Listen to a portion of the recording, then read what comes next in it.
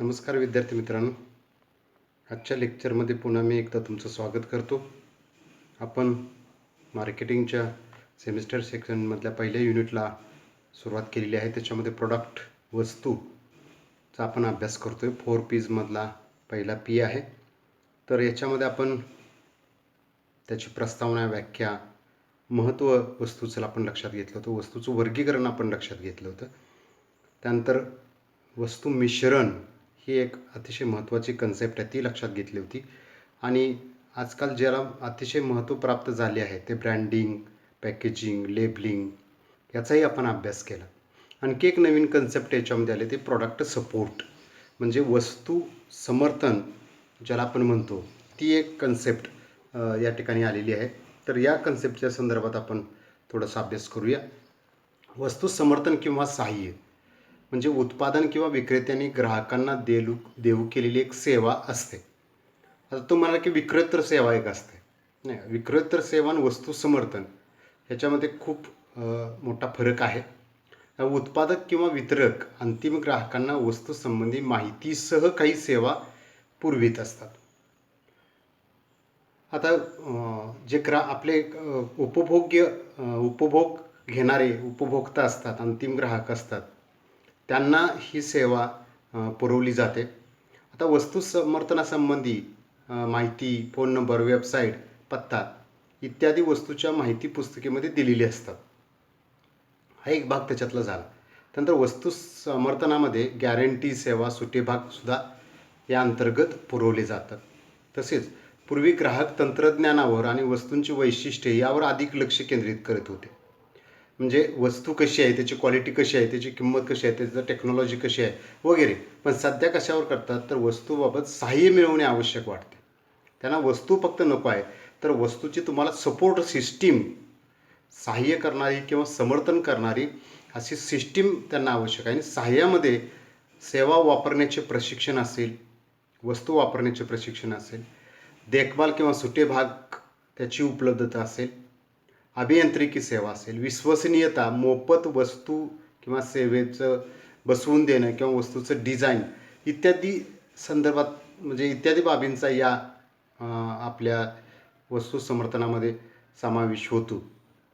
म्हणजे वस्तू समर्थन ही वस्तू विकत असताना आणि ती ग्राहकांनी वापरत असताना या सेवा दिल्या जातात. हा म्हणजे आतापर्यंत आपण बघितली वस्तू खरेदी करण्यापूर्वीचा भाग ग्राहकाच्या संदर्भात आपण लक्षात घेतला. ग्राहक कसा आहे, त्याचं बिहेवियर कसं आहे, वर्तन कसे आहे, त्याची आर्थिक परिस्थिती कशी आहे, त्याची आवड निवड कशी आहे, त्याची खरेदी शक्ती कशी आहे, क्रय शक्ती कशी आहे, हे सगळं आपण बघितलं. त्याच्यासाठी आपण जाहिरात केली, प्रसिद्धी केली, ब्रँडिंग केलं, पॅकेजिंग केलं, लेबलिंग केलं वगैरे वगैरे. पण हा भाग जो आहे तो वस्तू विकल्यानंतर आणि विकत असताना आणि विकून झाल्यानंतर काही कालावधीपर्यंत हा या ठिकाणी महत्त्वाचा असलेला आपल्याला दिसून येतो. आता वस्तू समर्थन ही ग्राहकांच्या विक्रीनंतर त्यांच्या वस्तूच्या वापरापासून जास्त मूल्य प्राप्त करून देण्यासाठी, म्हणजे वस्तू त्यांनी खरेदी केल्यानंतर त्याला त्या वस्तूमध्ये जे मूल्य वाटायला पाहिजे ते मूल्य त्याला प्राप्त करून देणं आणि वस्तूबद्दल त्याला खात्री द्यायची आहेत. गॅरंटी, वॉरंटी हा भाग आहे की तुम्ही निर्धास्तपणे ही वस्तू वापरा. तुम्हाला जे अपेक्षित समाधान आहे, अपेक्षित तुमच्या गरजांची पूर्तता आहे, तुमच्या अपेक्षा, महत्त्वाकांक्षा ह्या वस्तूच्या माध्यमातून पूर्ण होतील, या दृष्टिकोनातून हा समर्थन किंवा सहाय्याचा मुद्दा आहे. ग्राहकांची जागरूकता, विक्री तर सेवाबद्दल उच्च अपेक्षा, उच्च तंत्रज्ञान असेल, वैशिष्ट्य असेल, वस्तूमधील फरक असेल किंवा कमी करण्याची क्षमता असेल किंवा वस्तू समर्थन किंवा सहाय्य पद्धतीतील सुधारणा इत्यादीमुळे कंपनीच्या विपणन धोरणातील वस्तू समर्थनाला महत्त्व प्राप्त झालेलं आहे. म्हणजे आता ग्राहकामध्ये जागरूकता वाढलेली आहे, त्यांच्या अपेक्षा उच्च वाढलेल्या आहेत आणि उच्च तंत्रज्ञान, हाय टेक्नॉलॉजीचे त्यांना प्रोडक्ट पाहिजेत, स्पेशलायझेशन पाहिजेत, चांगल्या त्याच्यात वैशिष्ट्य असलेल्या पाहिजेत. आणि 10 वस्तू घेतल्या तर त्याच्यामधला जो व्हेरिएशन आहे, डिफरन्स आहे तो त्यांना कमी करून पाहिजे. 10 एकसारख्या म्हणजे एकसारख्या पाहिजेत वस्तू. मग वस्तू समर्थनामध्ये काही सुधारणा करणं आवश्यक असेल, विक्रेतर सेवा, वस्तू बसवून देणं, माहिती देणं, वापराचं प्रशिक्षण देणं, त्याची विश्वासार्हता असेल, गॅरंटी असेल, वॉरंटी असेल, यात त्यांना काही जरी सुधारणा आवश्यक असेल तर त्या सुधारणा या वस्तू समर्थन किंवा सहाय्याच्या अंतर्गत विपणन धोरणाच्या माध्यमातून केल्या जात असतात. वस्तू संदर्भातील ग्राहकांच्या अपेक्षा आणि त्या अपेक्षा पूर्ण करण्यासाठी मूल्य प्रभाव पद्धतीचा विकास करणे हे सध्याच्या यशस्वी व्यवस्थापनाचा एक मुख्य पैलू आहे. काय करायचं आहे, ग्राहकांच्या अपेक्षा लक्षात घ्यायच्या, त्या पूर्ण करण्यासाठी त्यांना काय आवश्यक आहे त्याला या ठिकाणी मूल्य म्हटले. ते मूल्य त्याला प्राप्त करून द्यायचं, ते समाधान त्याला प्राप्त करून द्यायचं आहे. मूल्य म्हणजे किंमत नव्हे, मूल्य म्हणजे पैसा नव्हे. मूल्य वेगवेगळ्या सेन्समध्ये असू शकतं. मे बी ते फायनान्शियल असू शकतं, नॉन फायनान्शियल असू शकतं. त्याची आता समाधान ही गोष्ट कशी आहे, मानसिक आहे.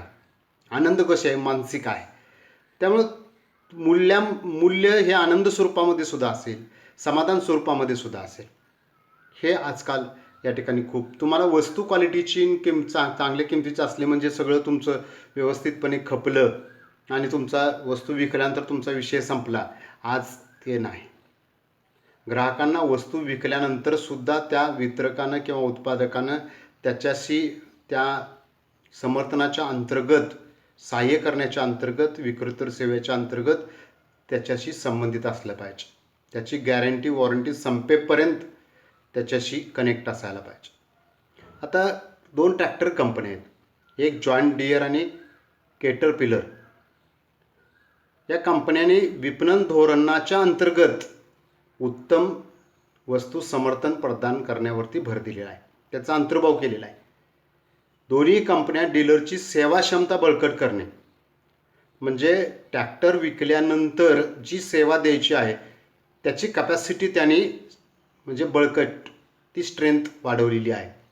सुट्या भागांची वेळेवर उपलब्ध करून देणे, ह्याच्यावरती बऱ्याच वेळेला होतं की सुटे भाग आणि रेअर सुटे भाग असतात, दुर्मिळ, ते तर फार मिळत नाहीत वेळेवर. ह्या गोष्टी खूप महत्त्वाच्या आहेत. आता द्राक्ष बागायतदार जॉन डियर छोटा तो ट्रॅक्टर विकत घेतात औषध मारणे किंवा वगैरे असं किरकोळ शेतीची मशागतीची कामं करण्यासाठी. त्याचे काही स्पेअर्स वगैरे गेले तर त्या कंपन्याकडून मिळत नसते. ह्या बऱ्याचशा कंपन्या ह्या आउट ऑफ इंडियाच्या असतात आणि त्यामुळं छोटे छोटे पार्ट्स असतात ते उपलब्ध होत नाहीत. त्यामुळं बऱ्याच वेळेला शेतकऱ्यांना अडचण निर्माण होते, त्यांचं ते यंत्रसामुग्री बसून राहते, नुकसान होतं. तर सुट्या भागाची वेळेवर उपलब्धता करणं आवश्यक आहे. यासाठी त्यांचे कर्मचारी तत्पर सेवा उपलब्ध करून देतात. जे डीलरकडे हे सर्व्हिस प्रोव्हायडर आहेत ते सुद्धा तत्पर कार्यक्षम सेवा पुरवण्यावरती त्यांचं त्या 2 कंपन्यांचं अतिशय बारकाईने लक्ष आहे. विश्वसनीय आणि सेवा क्षमतेवर अधिक भर देण्यासाठी त्यांचा प्रयत्न आहे या वस्तू समर्थनाच्या अंतर्गत. तसेच सेवा करण्याचा कालावधी अत्यंत कमी करायचा आहे, म्हणजे 4 दिवसात ती सेवा मिळत असेल तर ती 2 दिवसात कशी करता येईल हे पाहणं या कंपन्यांच्या अंतर्गत या वस्तू समर्थनाच्या माध्यमातून त्यांना करायचं आहे. विविध उपकरणांचं त्यांनी त्यासाठी डिझाईन केलेलं आहे आणि मार्गदर्शनसुद्धा करतात. बघा, म्हणजे सेवा कालावधी कमी करणं आणि ग्राहकांचा विश्वास वाढावा, त्यांना सर्व्हिसिंग करून पाहिजे असेल ट्रॅक्टरचं तर ते अतिशय वेगानं करून देणं, फास्ट करून देणं, याच्यावरती सुद्धा त्याने या ठिकाणी चांगल्या पद्धतीने, आणि ट्रॅक्टर कसा तुमचा जर चालत असेल व्यवस्थितपणे किंवा काही प्रॉब्लेम असेल तर त्याचंही मार्गदर्शन ते करतात.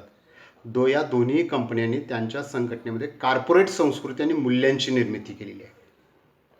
म्हणजे कॉर्पोरेट संस्कृती म्हणजे त्यांच्या व्यवसायाच्या अंतर्गत आणि मूल्यांची निर्मिती त्यांच्या ग्राहकांच्यामध्ये हे निर्माण करण्याचं काम त्यांनी केलेलं आहे. त्यामुळं संप असेल, मंदी असेल, नुकसान टाळलं जातं, त्याचा उत्पादनावर काहीही परिणाम होऊ दिला जात नाही. हे 2 ट्रॅक्टरचं वस्तू समर्थनाच्या किंवा सहाय्याच्या अंतर्गत उदाहरण आपण या ठिकाणी लक्षात घेतलं. आता वस्तू समर्थन ही विपणनाची चांगली व्यूहरचना समजली जाते. म्हणजे बऱ्याच वेळेला आणि असंख्य कंपन्या काय करतात तर वस्तू विकण्यासाठी जे काही करावं लागतं, जाहिरात, प्रसिद्धी, अनेक गोष्टी करतात, विक्री वृद्धीच्या योजना वगैरे वगैरे, वाजवी किंमत ठेवणं, क्वालिटी किंवा कम्पॅरेटिव्ह वगैरे. पण वस्तू समर्थनामध्ये वस्तू विक्रीनंतरची ही विपणनाची व्यूहरचना आहे, ती चांगली असल्याचं या ठिकाणी समजलं जातं. प्रत्येक बाजारपेठेमध्ये ग्राहकांच्या समाधानासाठी वस्तू समर्थन अत्यंत महत्त्वाचं आहे. तुमची जागतिक लेवलला बाजारपेठ असेल किंवा देश लेवलला बाजारपेठ असेल, राज्य लेवलला बाजारपेठ असेल, तर त्या सर्व ठिकाणी तुम्हाला वस्तू समर्थनासाठी यंत्रणा उभा करणं आवश्यक आहे. तुमचे सर्व्हिस सेंटर जे पॉईंट्स असतात त्या माध्यमातून सुद्धा तुम्ही हे सेवा उपलब्ध करून देऊ शकता. विक्री वाढीसाठी, विपणनासाठी ग्राहकांशी सतत संपर्क ठेवणं आधुनिक काळामध्ये खूप आवश्यक आहे. वस्तू त्यांना खरेदी करून गेला की तुमचा किंवा तुम्ही वस्तूंची विक्री केली की त्यांचा आणि ग्राहकाचा तुमचा संबंध संपला असं आज म्हणून चालणार नाही. उलट तो संबंध सुरू झाला आणि कस्टमर रिलेशनशिप मॅनेजमेंटच्या अंतर्गत तुम्हाला त्याच्याशी सतत संपर्क ठेवावा लागतो. आणि यामुळे काय होतं, त्यांच्या मनामध्ये कंपनीबद्दल निष्ठा निर्माण होऊ शकते. बाबा कंपनीनं एकदा ट्रॅक्टर किंवा एखादी वस्तू गळ्यात मारली आणि कंपनी परत आपल्याकडे दुर्लक्ष करते असं होत नाही. तर कंपनी आपल्याकडे सातत्यानं लक्ष देते. त्यामुळे काय होतं, कंपनीबद्दलचा एक आस्था, निष्ठा निर्माण होते. कंपन्यांनी किंवा वितरकांनी अतिशय चांगल्या मार्गाने ग्राहकांना हाताळणं आवश्यक आहे. म्हणजे याच्यासाठी प्रत्येक कंपनीनं विविध प्रकारची विशिष्ट अशा प्रकारची सिस्टीम डेव्हलप करणं आवश्यक आहे. त्यासाठी तुम्ही आजकाल टेक्नॉलॉजी किंबहुना CRM कस्टमर रिलेशनशिप मॅनेजमेंट सारख्या सिस्टीमचा सुद्धा वापर या ठिकाणी करू शकता. आणि तरच ग्राहक एखादी वस्तू खरेदी करतो तेव्हा त्यांना वस्तूबद्दल विविध माहिती, सहाय्यक सेवा गरजेच्या असतात आणि त्या आपण या वस्तू सहाय्य किंवा वस्तू समर्थनाच्या माध्यमातून उपलब्ध करून देत असतो. आता वस्तू सहाय्यामध्ये मोफत वस्तू बसवून देणं, मोफत प्रशिक्षण देणं, दुरुस्ती असेल, देखभाल असेल, इतर सेवा ग्राहकांना पुरवाव्या लागतात. आणि त्यामुळं काय होतं की आश्चर्यकारकरित्या ग्राहकांच्या संख्येत लक्षणीय वाढ झालेली तुम्हाला निश्चितपणे पाहायला मिळेल. तसेच ग्राहकांच्या समाधानात सुद्धा वाढ होण्यासाठी वस्तू समर्थन अंतर्गत अनेक नवनवीन कल्पना आता वापरल्या जात आहेत. हे आपण लक्षात घेणं आवश्यक आहे. वस्तू समर्थनामुळे ग्राहकांच्या विश्वासात, त्यांच्या निष्ठेत, समाधानात वाढ होते. हे वेगळं सांगायला नको. कारण तुम्हाला सातत्यानं तुमच्या वस्तू कशी आहे, काय प्रॉब्लेम आहे का, काही तुम्हाला मदत पाहिजे का, हे जर विचारलं जात असेल तर ग्राहकांची विश्वास वाढणार, निष्ठा वाढणार, समाधान देखील वाढणार. त्यांच्या काही अडचणीच राहणार नाहीत हो. व्याख्या आहे, वस्तू समर्थन म्हणजे अंतिम ग्राहकाला प्रदान केली जाणारी सेवा की ज्यामध्ये विक्रेता सेवेबरोबर, पूर्वी फक्त विक्रेता सेवा लक्षात घेतली जात होती, आता ते एक्सटेंड होऊन वस्तू समर्थन हा भाग निर्माण झाला आहे. मग त्याच्याबरोबर काय देतं, वॉरंटी दिली जाते, सुट्या भागांचा पुरवठा केला जातो वेळेवर, प्रशिक्षण दिलं जातं, दुरुस्ती, देखभाल, वापरण्यासंबंधीची सविस्तर माहिती इत्यादीचा समावेश होतो. हे क्लिअर कट आहे, स्पष्ट आहे, स्पष्टपणे आपल्या लक्षात येतं. आता हे सगळं झालं, पण वस्तू समर्थनाची गरज काय आहे ते आपण लक्षात घेऊया. ग्राहक अनेक वस्तू खरेदी करत असताना त्या वस्तू कशा वापराव्यात याची अनेक ग्राहकांना माहिती असते असं नाही. म्हणजे ग्राहकांना माहिती असतेच असं नाही. ज्यांना माहिती आहे ते ठीक आहे, ज्यांना माहिती नाही त्यांना ती माहिती करून घ्यावी लागते. ती माहिती कुठं मिळते, विशेषतः इलेक्ट्रॉनिक वस्तू असतील, इंजिनिअरिंगच्या वस्तू असतील, इलेक्ट्रिक साहित्य असेल इत्यादी वस्तू वापरण्याचं प्रशिक्षण ग्राहकाला घ्यावं लागतं. हे काही 10-10 महिने, 8-8 महिने, 8-8 दिवसाचं नसतं, काही मिनिटामध्ये, काही तासामध्ये हे प्रशिक्षण असतं, पण ते देणं आवश्यक आहे. आणि हे रीतसर त्या कंपनीच्या सर्व्हिस प्रोव्हायडरनं दिलं किंवा प्रशिक्षित कर्मचाऱ्यांनी दिलं तर ते अधिक चांगलं असतं. त्या दृष्टीने उत्पादक आणि विपणन करताना ग्राहकांना वस्तू संबंधित सहाय्य करावे लागते. म्हणून ही वस्तू समर्थन आहे हे गरजेचं आहे, किंवा आजकाल ते खूप महत्त्वाचं बनलेलं आहे. आता ह्याच्यामध्ये आपण काही मुद्देसूद गोष्टी पाहूया. याच्यामध्ये पहिला मुद्दा आपण या ठिकाणी वस्तू प्रतिष्ठापना, म्हणजे वस्तू बसवून देणं. लेथ मशीन असतील, संगणक असेल, फ्रीज असेल, वॉशिंग मशीन असेल, फॅन्स असतील, AC असेल, यासारख्या वस्तू आहेत, ह्या कंपनीच्या मार्फत बसवून दिल्या तर ते अधिक चांगलं असतं. ग्राहकांना या कशा बसवायच्या, कशा वापरायच्या याबद्दल काहीच माहिती नसते. त्यामुळं हे पहिला वस्तू प्रतिष्ठापना यासाठी वस्तू समर्थनाची गरज आहे. दुसरं म्हणजे वस्तू वापराचं प्रशिक्षण. आता एकदा वस्तू बसवल्यानंतर ती सदर वस्तू चालू कशी करावी, बंद कशी करावी, त्याची देखभाल कशी करावी, त्याचं कार्य काय आहे, त्याचा उपयोग काय आहे, वैशिष्ट्य काय आहेत, त्याच्यामध्ये समाविष्ट घटक याबद्दलची माहिती असेल, प्रात्यक्षिक असेल, प्रशिक्षण असेल, हे दिलं तर अधिक चांगलं होतं. आणि यासाठीच मग वस्तू समर्थनाची गरज भासते. देखभाल प्रशिक्षण असेल, वस्तूचा उपयोग सुरू झाला, आता कालांतरानं त्याची देखभाल करावी लागते. मग देखभाल कशी करावी, मग योग्य देखभाल केल्यास ती वस्तू अधिक काळ सुस्थितीत राहते, बिघडत नाही, दुरुस्ती करायचा प्रश्न येत नाही, तिचा दर्जा आणि कार्यक्षमता सुद्धा टिकून राहते. चौथा मुद्दा येतो दुरुस्ती. काही वेळा वस्तूची देखभाल व्यवस्थित न झाल्यास किंवा तिचा अतिरिक्त वापर झाल्यास वस्तूमध्ये बिघाड निर्माण होण्याची शक्यता. अशा वेळेला वस्तू समर्थनाच्या द्वारे तुम्ही वेळेवर आणि योग्य अशी दुरुस्ती करून देणं वस्तू समर्थनामध्ये अपेक्षित आहे. वॉरंटी आणि गॅरंटी. शक्यतो वॉरंटी देतात, गॅरंटी फार कमी लोक कंपनी देतात. आता वस्तू समर्थनाचा हा अत्यंत महत्त्वाचा घटक आहे, अत्यंत महत्त्वाचा घटक आहे. आणि ग्राहकांचा विश्वास संपादन करायचा असेल, त्यांना तुमच्या वस्तूबद्दलची खात्री, दर्जाबद्दलची खात्री द्यायची असेल तर वॉरंटी आवश्यक आहे, गॅरंटी आवश्यक आहे. आता वॉरंटी असलेल्या वस्तूवर ग्राहक अधिक विश्वास ठेवतात. ग्राहकांना एखादी वस्तू खराब मिळाल्यास ती त्वरित बदलून द्यावी लागते, गॅरंटी कालावधीमध्ये असेल तर. आता सुट्या भागांचा पुरवठा. हा मी सुद्धा बाजारपेठेमध्ये अनेक ठिकाणी पाहिलं की आपल्याला सुटे भाग मिळत नाहीत, वेळेवर मिळत नाहीत.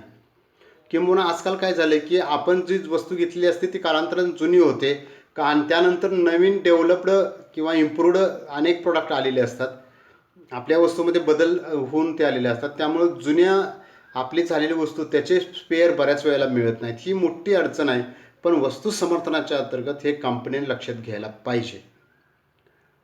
आणि सुट्या भागाचा जो पुरवठा आहे तो वेळेवर करणं आवश्यक आहे. कारण सुटे भाग काही वेळेला ती वस्तू काही कारणानं बंद पडते, त्यामुळं त्या बंद पडलेला जो भाग असतो तो दुरुस्त करणं किंवा तो बदलणं आवश्यक असतं. आणि त्या संदर्भात तो पार्ट आवश्यक असतो, आणि तो पार्ट वेळेवर उपलब्ध व्हायला पाहिजे, योग्य किमतीत उपलब्ध झाला पाहिजे. तो जर वेळेवर उपलब्ध झाला नाही तर सुट्या भागाचा मग प्रॉब्लेम होतो, ती वस्तूच तशी पडून राहते, मुख्य वस्तूसुद्धा तिचा उपयोग थांबतो. त्यामुळे वस्तू समर्थनामध्ये सुट्या भागांचा पुरवठा हा अत्यंत महत्त्वाचा आणि गरजेचा बाब आहे, हे लक्षात घेणं आवश्यक आहे. सेवा. आधुनिक ग्राहक अधिक जागरूक आणि सतर्क आहेत, त्यांना तत्पर सेवा आवश्यक असते. सध्या ते प्रत्येक वस्तूसाठी सेवेची मागणी करताना दिसत आहेत.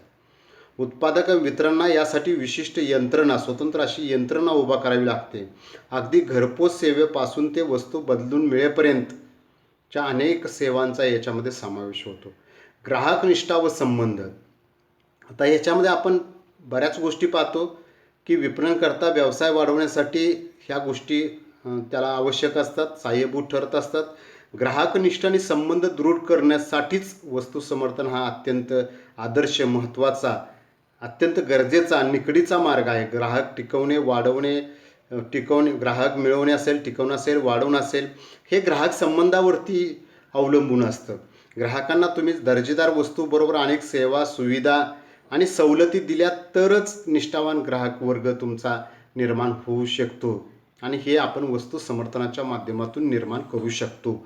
गरजांचे समाधान. वस्तू समर्थनाचा मुख्य हेतूच आहे ग्राहकांना समाधान मिळतं का नाही ते पाहणं, आणि केवळ वस्तू विकून वितरक थांबत नसतात, तर त्या वस्तूपासून त्या ग्राहकाची गरज पूर्ण झाली का, त्याला त्याच्यापासून समाधान प्राप्त झालं का, त्याच्या लाभाची संख्या जितकी जास्त तितके तुमचे ग्राहक समाधानाची संख्यासुद्धा जास्त. आता वस्तूपासून ग्राहकांच्या गरजांचं समाधान होणं यासाठी आपल्याला वस्तू समर्थनाची गरज आहे. आणि आपण पाहतो की विक्रीमध्ये वाढ, सगळ्या गोष्टीमध्ये जर सुधारणा झाली तर विक्रीमध्ये आपोआप वाढ होत असते. म्हणजे ग्राहक समाधानी झाले, निष्ठावान निर्माण झाले, ते वारंवार वस्तू खरेदी करायला लागले, तुमचा उत्पादन खर्च कमी असल्यामुळे वाजवी किंमत राहिली, तर विक्रीमध्ये आपोआप वाढ झालेली आपल्याला पाहतो.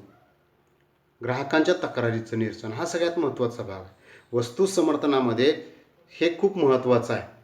की वस्तू खरेदी केल्यानंतर काही वेळेला ग्राहक तक्रार करीत असतात. तक्रारीचं स्वरूपसुद्धा वेगवेगळं असू शकतं. विविध प्रकारच्या तक्रारी निर्माण होऊ शकतात.